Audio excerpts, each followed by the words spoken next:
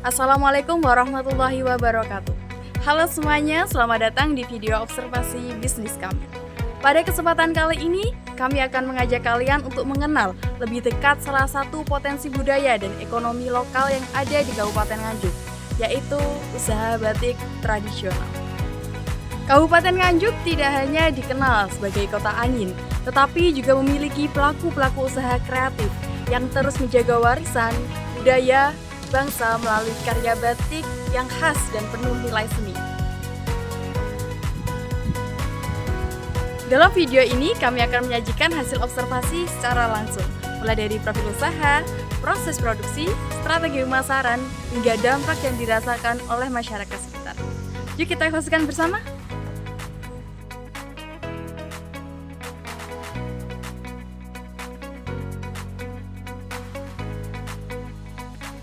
Batik Sri Siji Nusantara Indah merupakan batik perintis pertama kali yang ada di Kabupaten Nganjuk. Pemilik bisnis ini bernama Ibu Sri Suwarsih, yang mana kecintaannya terhadap batik tumbuh saat mulai beranjak dewasa. Perjalanan Bu Sri dari seluruh penjuru Nusantara, mulai dari mengeksplor, mempelajari, mengenal batik, yang menjadikan nama awal bisnisnya yaitu menjadi Nusantara Indah. Ketertarikan Ibu Sri dalam dunia batik terus berkembang dengan seiring berjalannya waktu. Yang awalnya, Ibu Sri hanya memproduksi batik untuk kepuasan pribadi atau hanya sekedar hobi, namun seiring dengan berjalannya waktu, permintaan mulai berdatangan dari lingkungan sekitar. Sehingga Bu Sri menjadi terkenal dan mengikuti berbagai pameran, berbagai seminar, dan kegiatan lainnya. Solo merupakan tempat tinggal Bu Sri, yang mana pada tahun 1988 akhirnya Bu Sri pindah ke kota Nganjuk untuk memulai sentra bisnisnya.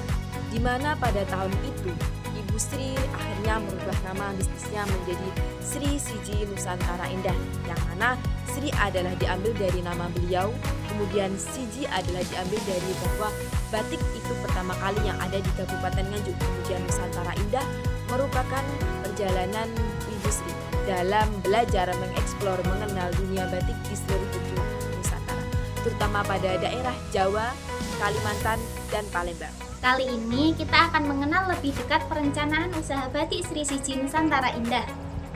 Pertama, kita akan membahas soal modal awal. Usaha ini dimulai dengan modal pribadi dari Bu Sri, ditambah keuntungan dari penjualan sebelumnya. Modal ini digunakan untuk beli bahan baku, alat produksi, bayar tenaga kerja, dan juga untuk kegiatan promosi. Karena produksinya terus berkembang, modal sangat penting untuk menjaga proses usaha tetap lancar dan berkesinambungan. Selanjutnya, kita lihat dari sisi bahan baku.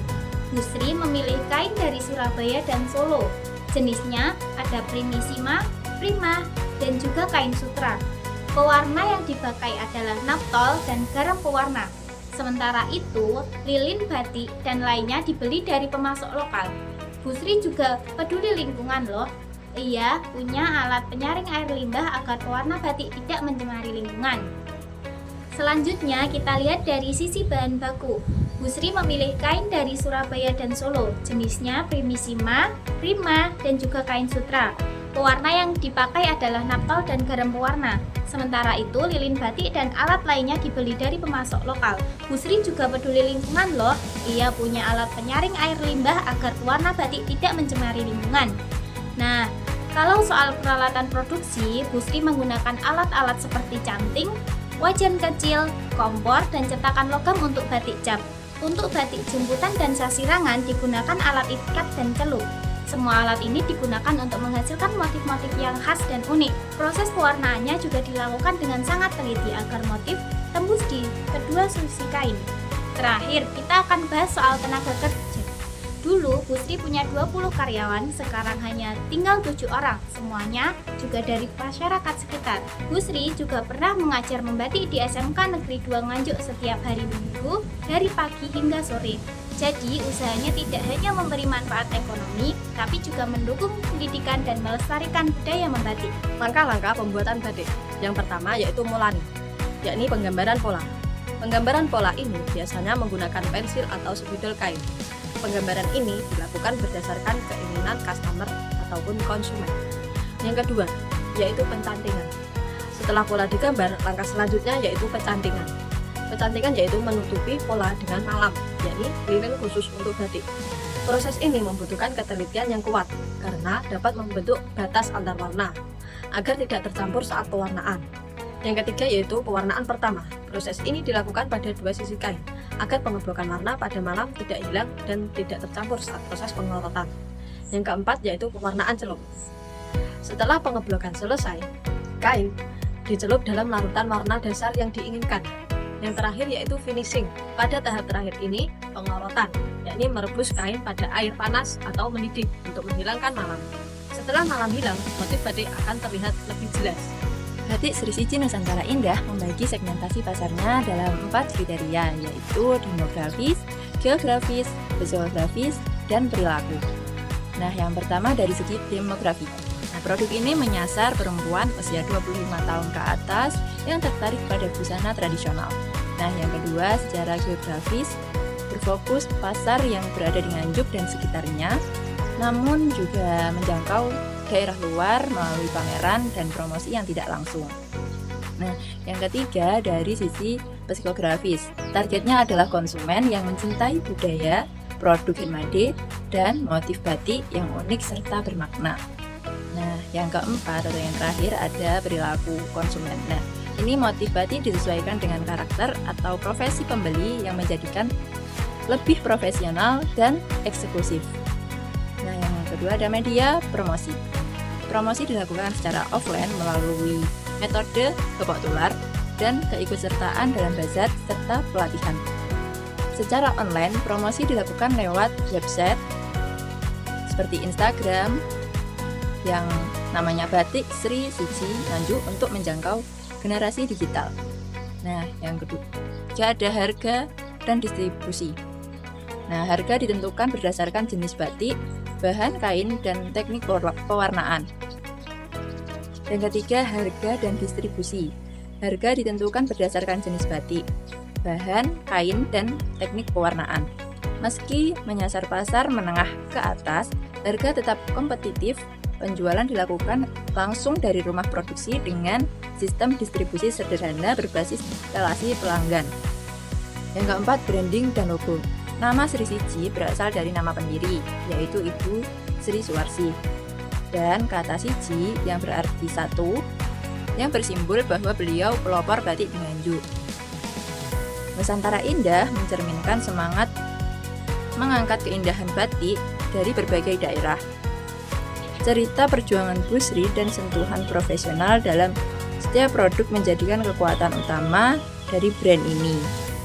Kali ini kita akan membahas analisis SWOT dari usaha batik Sri Siji Nusantara Indah, sebuah usaha batik lokal yang telah berkembang dari hobi menjadi warisan budaya yang menginspirasi. Dimulai dari kekuatan batik Sri Siji memiliki kualitas produk yang tinggi dengan teknik pewarnaan dan pecantingan yang autentik. Motif-motif yang dibuat tidak hanya indah, tetapi juga memiliki makna, bahkan bisa disesuaikan dengan profesi pembeli. Tak hanya itu, Bu Sri juga memberdayakan masyarakat sekitar dan menjaga lingkungan dengan penggunaan bahan yang ramah alam. Usaha ini juga memiliki tantangan, produksi masih terbatas karena tenaga kerja yang sedikit dan distribusi belum maksimal di platform digital. Modal pun masih berasal dari dana pribadi yang membatasi ruang ekspansi. Meski begitu, peluang terus terbuka, meningkatnya tren fashion batik, dukungan dari pemerintah terhadap UMKM, serta kesadaran konsumen akan produk lokal menjadi momentum emas yang bisa dimanfaatkan untuk berkembang. Ancaman terbesar datang dari produk batik massal yang lebih murah dan perubahan selera pasar yang cepat. Oleh karena itu, inovasi dan strategi digital akan menjadi kunci kelangsungan bisnis ini.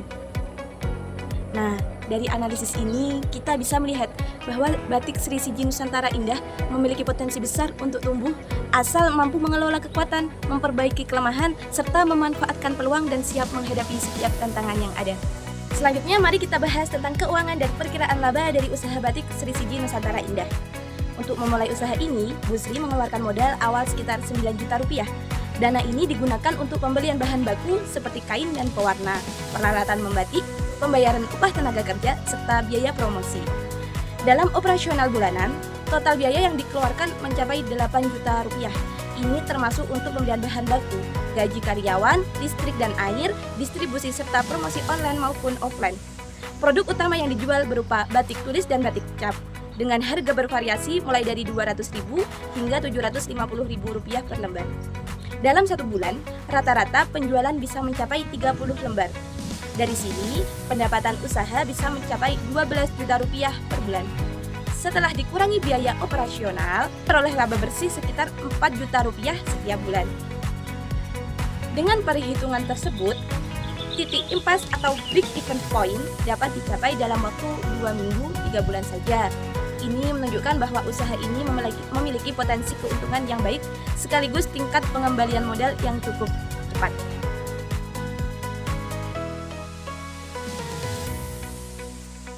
Demikianlah hasil observasi mengenai usaha batik di Kabupaten Nganjuk.